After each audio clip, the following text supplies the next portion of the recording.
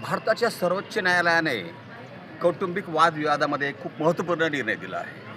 हा निर्णय असा आहे की दोघं अविवाहित असतील किंवा विवाहित असतील, त्यांच्यामध्ये जर संमतीने संबंध आले तर हा बलात्कार ठरत नाही. तर चारित्र्यावर कोणी हनन करू शकत नाही.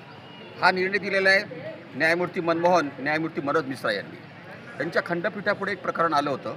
ते प्रकरण असं होतं, जो कोणी जेंट्स होता, पुरुष होता, तो त्याचं एका महिलेबरोबर प्रेम होतं.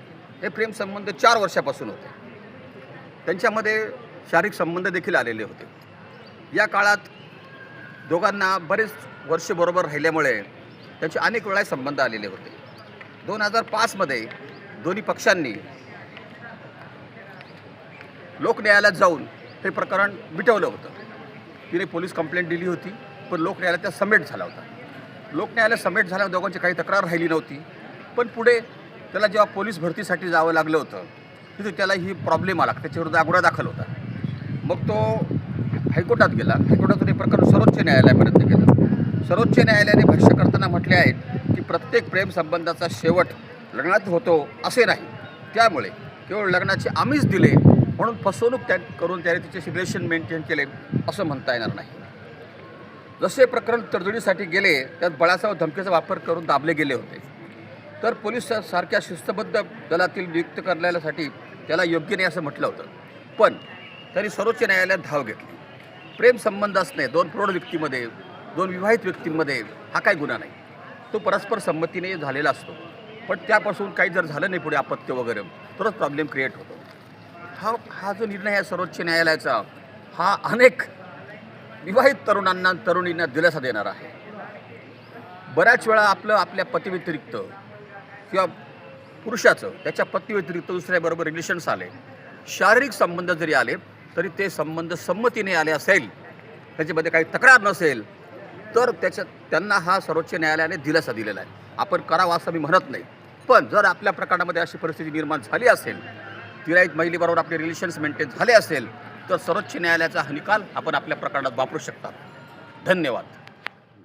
सुप्रीम कोर्ट ने 15 साल से अलग रह रहे दंपत्ति के तलाक को बरकरार रखते हुए कहा है कि बिना सही कारण के लगातार यौन संबंध से इनकार मानसिक क्रूरता माना जा सकता है. अदालत ने कहा कि केवल कागजों पर बचा विवाह दोनों पक्षों के लिए मानसिक तनाव बढ़ा सकता है. सुप्रीम कोर्ट में एक ऐसा ही मुकदमा आया जहां पर वैवाहिक विवादों में लंबे समय तक मुकदमेबाजी पेंडिंग रहने से शादी केवल कागजों पर ही बनी रहती है. ऐसी टिप्पणी सुप्रीम कोर्ट के द्वारा की गई. कोर्ट ने 15 साल से अधिक समय से अलग रह रहे एक दंपत्ति का विवाह भंग करते हुए ये भी साथ में टिप्पणी की कि बिना उचित कारण के यौन संबंध से इनकार करना गंभीर भावनात्मक पीड़ा पहुंचाता है और ये विवाह की बुनियाद को कमजोर भी करता है. जस्टिस संजय करोल की बेंच ने राजस्थान हाईकोर्ट के उस फैसले को बरकरार रखा जिसमें पति के पक्ष में तलाक मंजूर किया गया था. हाईकोर्ट ने पत्नी द्वारा कई अवसरों पर यौन संबंध से इनकार को मानसिक क्रूरता मानते हुए तलाक का आधार स्वीकार किया था. सुप्रीम कोर्ट ने कहा कि भारतीय अदालत बार बार ये स्थापित कर चुकी है कि बिना उचित कारण के यौन संबंध से वंचित करना गंभीर भावनात्मक पीड़ा पहुंचाता है और विवाह की बुनियाद को कमजोर भी करता है. अदालत ने हिंदू विवाह अधिनियम की धारा 13A का जिक्र करते हुए ये भी कहा है कि दाम्पत्य अधिकार से इनकार, जिसमें लगातार यौन संबंध से इनकार भी शामिल है, ये मानसिक क्रूरता की श्रेणी में आता है और तलाक का एक वैध अधिकार है. विवाह सिर्फ कानूनी बंधन नहीं है. मामले में दोनों पक्ष डॉक्टर है और सरकारी सेवा में कार्यरत है. पत्नी गुजरात में और पति राजस्थान में कार्यरत है. अदालत ने संविधान के अनुच्छेद 142 के तहत पूर्ण न्याय करते हुए कहा कि ये विवाह अपूरणीय रूप से ब्रेकडाउन हो चुका है, इसलिए इसे समाप्त किया जाना ही उचित है. सुप्रीम कोर्ट ने 2 जून को पत्नी की अपील खारिज करते हुए कहा कि दंपत्ति 15 वर्ष से अलग रह रहे हैं, विवाह से कोई संतान नहीं है और अदालत की कोशिशों के बावजूद सुलह संभावना नहीं हो सकती है. बेंच ने आगे ये भी कहा कि विवाह केवल अधिकारों का अनुबंधन नहीं है, बल्कि आपसी सम्मान, साझा अपेक्षा और सम्मान जिम्मेदारी पर भी आधारित है. अदालत का सामान्य दृष्टिकोण विवाह की पवित्रता बनाए रखने के लिए होता है, लेकिन जब दंपत्ति लंबे समय से अलग रह रहे हैं तो संबंध बनाए रखना केवल मानसिक तनाव को ही बढ़ाता है. फैसले का आधार क्या है? ये फैसला लंबे समय से टूट चुके विवाह में गैर मौजूदगी, मुकदमेबाजी घटाकर पक्षकारों को मानसिक शांति देना है.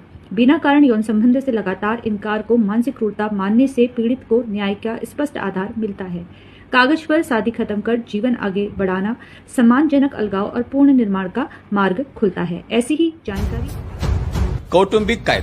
कौटुंबिक कायदेविषयक मार्गदर्शन आता दर रविवारी आपल्या YouTube चॅनलवर ॲडव्होकेट धर्मेंद्र चव्हाण या YouTube चॅनलला सबस्क्राईब करायला विसरू नका।